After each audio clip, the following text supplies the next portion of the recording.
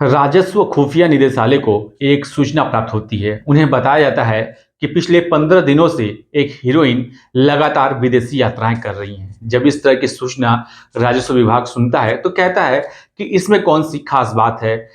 यात्रा करना तो कोई अपराध है नहीं। लेकिन सूचना देने वाला उन्हें बताता है, कहता है कि जब भी वो विदेश से यात्रा करके वापस आती है तो हर बार उसके एक जैसे ही कपड़े होते हैं। यानी कि पहली यात्रा में, दूसरी यात्रा में, तीसरी यात्रा में या चौथी यात्रा में हर बार उसके हर एक यात्रा में एक जैसे ही कपड़े होते हैं। आपको आकर देखना चाहिए, इस मामले में छानबीन करनी चाहिए, बातचीत करना चाहिए, पूछना चाहिए कि आखिरकार मामला क्या है। हो सकता है कि आपको कोई न कोई सुराग, कोई न कोई जानकारी जरूर मिल जाए। जब इस तरह की बात राजस्व खुफिया निदेशालय सुनता है तो वो थोड़ा सा इस मामले को गंभीरता से लेता है। अब उस हीरोइन के एयरपोर्ट पर उतरने से पहले ही उसके कपड़ों की सीसीटीवी के माध्यम से जानकारी जुटाई जाती है तो पता चलता है कि वाकई हर बार यात्रा में उसके एक जैसे ही कपड़े होते हैं। अब उसके कपड़ों की तलाश ली जाती है तो उन कपड़ों में 800 ग्राम सोना पाया जाता है। साथ ही जब उस हीरोइन की तलाश ली जाती है तो उसके पास से 14 किलो सोना पाया जाता है। यानी कि उसके पास कुल 14 किलो 800 ग्राम सोना मिलता है। अब उस हीरोइन के बारे में पता किया जाता है तो पता चलता है कि कर्नाटक प्रदेश के एक बहुत बड़े आईपीएस ऑफिसर की ये बेटी होती है। हालांकि ये पूरा मामला क्या है, इस मामले में किस तरह से ये आखिर कहाँ से ये सोना लेकर इतना आई थी और कैसे पकड़ी जाती है, आज की इस कहानी के माध्यम से हमें जानने और समझने का प्रयास करेंगे। नमस्कार, मैं विपिन। आज की जो सच्ची घटना मैं आपको सुनाने जा रहा हूँ, ये सच्ची घटना है कर्नाटक प्रदेश की राजधानी बेंगलुरु की। दरअसल 3 मार्च 2025 को जब दुबई से चलकर एक हवाई जहाज कैंपुगोड़ा अंतर्राष्ट्रीय हवाई अड्डे पर उतरती है तो एक प्रोटोकॉल वाला सिपाही होता है। वो अपने साथ एक खूबसूरत लड़की को लेकर जा रहा था। सिपाही आगे आगे जा रहा था, खूबसूरत लड़की उसके पीछे पीछे जा रही थी। जब भी कोई उस लड़की की चेकिंग करने की कोशिश करता, उसको रोकने की कोशिश करता, वो सिपाही कहता कि आप इनकी चेकिंग नहीं कर सकते हैं, ये बहुत बड़े ऑफिसर की बेटी हैं। दरअसल आप में से जिस किसी ने भी यदि हवाई जहाज का यात्रा किया होगा तो सबसे पहले बोर्डिंग पास लेना पड़ता है। साथ ही जो आपका लगेज होता है उसको जमा करना पड़ता है। इसके बाद कई बार चेकिंग होती है, तब जाकर आपको हवाई जहाज के अंदर प्रवेश मिलता है। और कुछ ऐसे वीआईपी होते हैं, कुछ आईपीएस, वरिष्ठ आईपीएस ऑफिसर होते हैं जिनकी चेकिंग नहीं होती है। और ये जो खूबसूरत लड़की होती है वह इसी का फायदा उठाकर हर बार निकल जाती है। दरअसल पता चलता है कि ये कर्नाटक प्रदेश की बहुत बड़े ऑफिसर की बेटी होती है, डीजीपी की सौतेली बेटी होती है।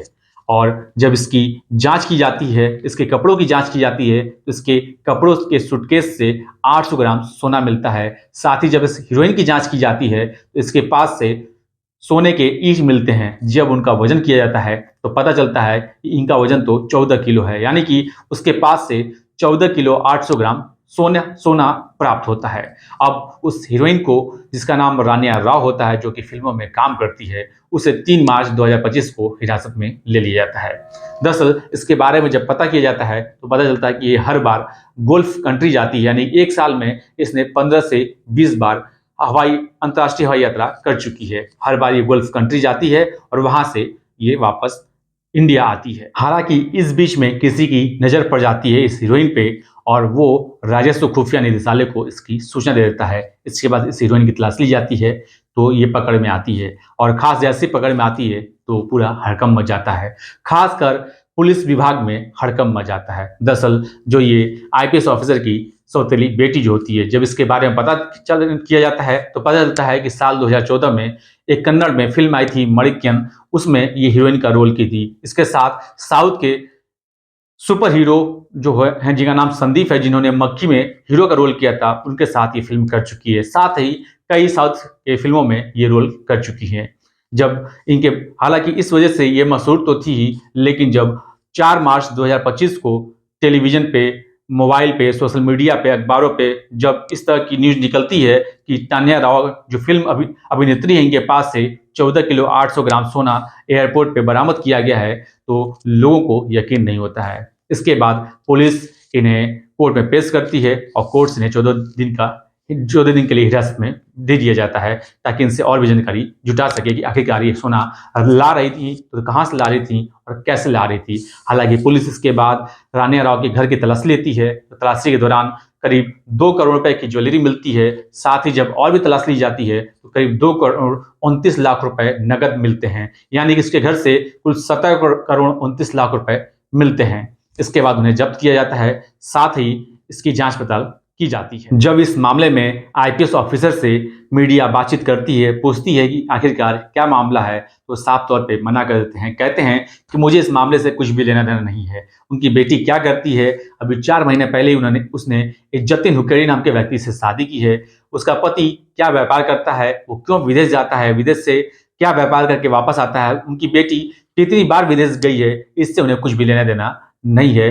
पुलिस इस मामले की निष्पक्ष जांच करे और जो भी दोषी हो उसके ऊपर कार्रवाई होनी चाहिए। इस तरह का वो आईपीएस ऑफिसर बातें करते हैं। दोस्तों, इस पूरे घटनाक्रम को सुनाने का उद्देश्य किसी को परेशान कराना नहीं है, किसी का दिल दुखाना नहीं है, बल्कि आपको सचेत करना है, आपको जागरूक करना है। कुछ लोग ऐसे भी हैं जो इस वीआईपी कल्चर का फायदा उठाकर ना जाने कितने क्राइम कर जाते हैं। जब लोगों के पास ये कहानी पहुंचती है तो लोग कहते हैं कि आज तो ये पकड़ी गई हैं। आखिरकार जब जिस तरह से किसी वीआईपी या किसी वरिष्ठ आईपीएस ऑफिसर की जब एयरपोर्ट पे जांच चेकिंग नहीं होती है, तो क्या पता ना जाने कितने लोग इस तरह की क्राइम कर रहे होंगे। इसलिए हर किसी की ऐसे ही अच्छे से तलाशी लेनी चाहिए, चेकिंग करनी चाहिए। आज के लिए बस इतना ही। मिलते हैं अगले एपिसोड में। आज जय हिंद, जय भारत, नमस्कार।